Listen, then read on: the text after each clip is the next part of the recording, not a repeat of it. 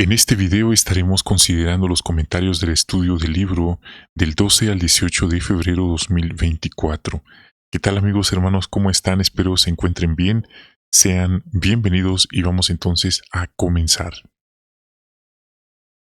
Para esta semana tenemos el capítulo 5. De hecho, lo estamos concluyendo, párrafos 16 al 22 y un recuadro.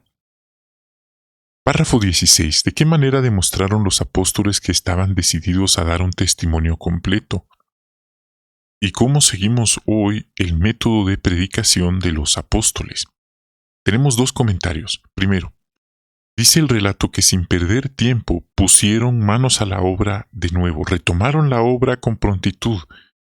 Y dice, todos los días, no solo unos días, un día sí, un día no, sino todos los días, continuaron declarando las buenas noticias acerca del Cristo, Jesús, en el templo y de casa en casa sin ningún temor, como había mandado Jesús en Mateo 17, 11 al 14. Quizás nosotros hoy pensamos que sí, que Jesús, que el reino, esto y lo otro, pero los judíos estaban esperando al Mesías, y el Mesías ya había llegado y ya había sido resucitado, las profecías se habían cumplido. Ellos tenían otras pruebas, otros argumentos que nosotros hoy no los tenemos porque ellos lo vieron, lo palparon, estuvieron con él.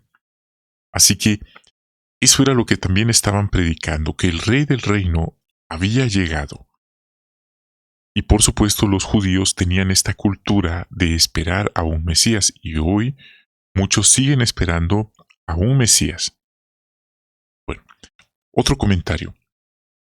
Ahora, ¿cómo nosotros seguimos ese método? Pues hoy nosotros como organización somos famosos por seguir el mismo método de los apóstoles. Al visitar cada hogar de nuestro territorio, queremos darle un testimonio a las personas. Queremos darles la oportunidad de escuchar las buenas noticias del reino. Si no desean escuchar, también respetamos o deberíamos respetar el derecho que ellos tienen de elegir. Y aquí tenemos un recuadro. Y solo quiero destacar que el párrafo 3 destaca, comenta que cuando dice la Biblia de casa en casa, esto viene de una palabra o expresión griega, kat o ikon, y se refiere a algo distributivo. Entonces, distributivo, de casa en casa. Y con eso se entiende que la predicación en el primer siglo la hacían de casa en casa, de manera distributiva. Bueno, ya hemos visto ese punto, pasemos ahora a un problema que ocurrió en el primer siglo. Se selecciona ciertos hombres para una tarea necesaria. 17 al 19. ¿Qué problema surgió y cómo lo resolvieron los apóstoles? El problema era que había una división entre los hermanos. Se estaba distribuyendo alimento, ya que las contribuciones también se usaban para ayudar a las hermanas que eran viudas.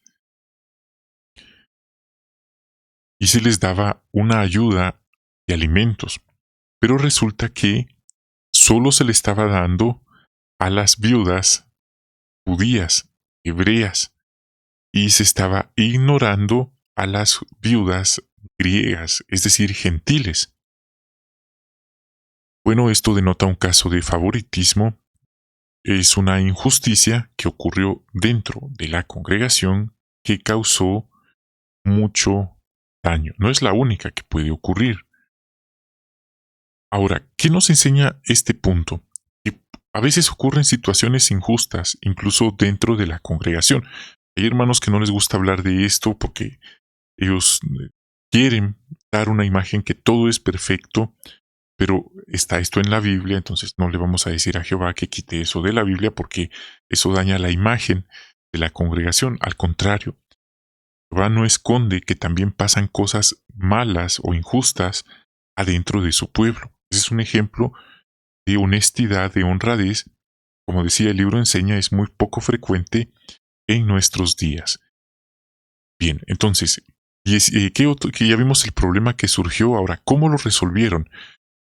Dice que los apóstoles estaban muy ocupados con la predicación, con la organización de la congregación que iba creciendo. No tenemos más detalles al respecto, pero la solución fue delegar. Así los apóstoles se concentrarían en lo que estaban haciendo, pero tampoco dejarían en el limbo este problema de distribución de alimentos. Y el problema no era que no había alimentos o que no había dinero. Sí había alimentos, sí había dinero, lo que no había era imparcialidad. Había favoritismo. Ese era el problema. Seguramente cambiaron a los que estaban distribuyendo esos alimentos y delegaron esta tarea de distribución de alimentos a las viudas con hombres espirituales con cualidades. No se trataba nada más de decir aquí está su bolsa de alimentos y adiós. Había que manejar fondos, había que manejar dinero y sabemos que muchas veces esto ocurre en todas partes cuando hay dinero de por medio, muchos tocan lo que no deben, se apropian de fondos que no les corresponden. Es una tentación, es un lazo.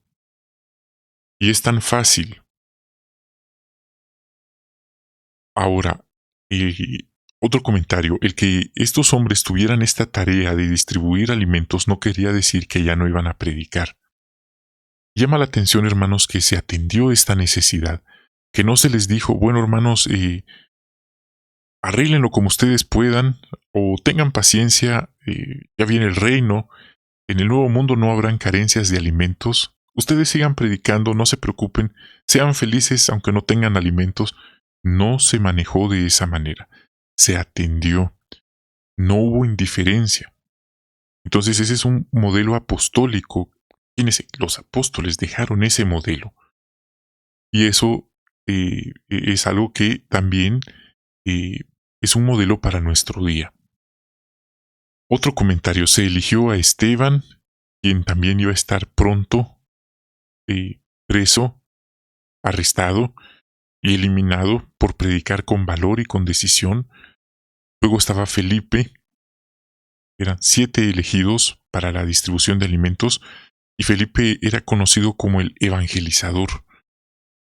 Así que ellos, aunque tenían esta tarea, seguían predicando con mucha entrega.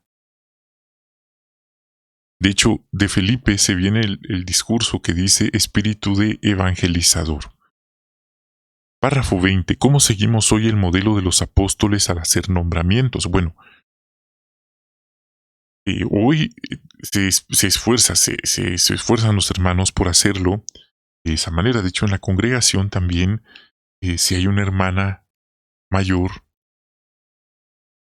hay instrucción que los ancianos deben atenderla. La organización, allá en la sede mundial, los 9 hermanos que la dirigen, ellos no mandan ayuda a viudas. Esa tarea ellos la delegan localmente en cada congregación. Esas son las pautas, las instrucciones de cómo se organizó y así se maneja. Entonces, a las viudas hay instrucciones de atenderlas localmente. No es que de la sede mundial o de la sucursal manden un fondo. Hago esa aclaración, es muy importante. Y bueno, en cuanto a los nombramientos, hay hermanos que también pues tienen ideas algo místicas y ellos creen que cuando los hermanos se reúnen en la visita del viajante, eh, a lo mejor un ángel del cielo les da una voz sobrenatural a quién deben elegir. Y no es así, hermanos. En realidad, las instrucciones son claras. Los hermanos que están en la congregación hacen una recomendación para que haya un futuro anciano o un futuro siervo ministerial. Se espera que analicen de manera justa, pero también razonable, cómo los candidatos reflejan en su vida las cualidades, los principios que están en la carta a Timoteo y también Tito. ¿Dónde están los requisitos para estos nombramientos? Y nuevamente aclaro, no es que del cielo venga una voz sobrenatural y que les diga, o que ellos su mente, sienten una luz que les dice a quién van a nombrar y a quién no. No. Los 9 hermanos que dirigen la obra mundial, el cuerpo gobernante, es así como los conocemos, los llamamos, ellos nombran a los superintendentes de circuito. Y cuando el superintendente de circuito llega a la congregación, no es que él elige a quién va a nombrar. Los ancianos locales le hacen una propuesta, una recomendación de posibles candidatos para ancianos o siervos ministeriales. Así que el viajante lo analiza, confía en la propuesta, confía en la recomendación, y si todo va bien, entonces aprueban la recomendación. Entonces depende mucho también de la recomendación de los ancianos locales. Bien, quizá no pensamos mucho en cómo funciona esto, pero por eso lo estoy comentando. Otro comentario. Se dice que son nombrados por espíritu. ¿Esto no contradice entonces lo que acabo de decir? No, porque no es que un espíritu baje del cielo y les diga a él sí, a él no, o después. No, es más bien porque se les analiza siguiendo los requisitos que están en la Biblia, en la carta a Timoteo y en Tito para siervos ministeriales y ancianos. A un grado razonable, dice la pauta. Y aunque tienen distintos nombramientos, se espera que prediquen siempre, no que por ser nombrados ya no deben predicar. Así que estos nombramientos, al fin y al cabo, son realizados de esta manera. A veces van bien, a veces no tanto, pero lo que se espera es que los hermanos se pregunten cuándo van a nombrar a este hermano, que está trabajando duro. A veces pudiera darse lo contrario, la debilidad, que es que un hermano que a lo mejor es muy espiritual, aplica todos los principios, no se le nombre.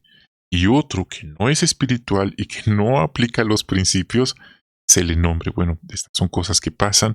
No estoy diciendo que esté bien, pero es una situación que ocurre en tiempos modernos. Ahora pasamos al final. La palabra de Dios siguió extendiéndose.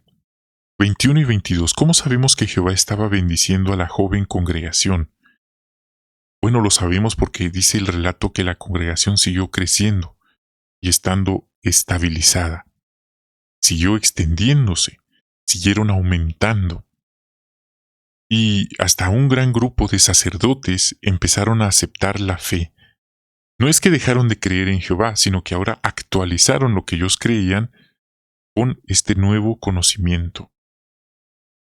Así que la obra siguió progresando.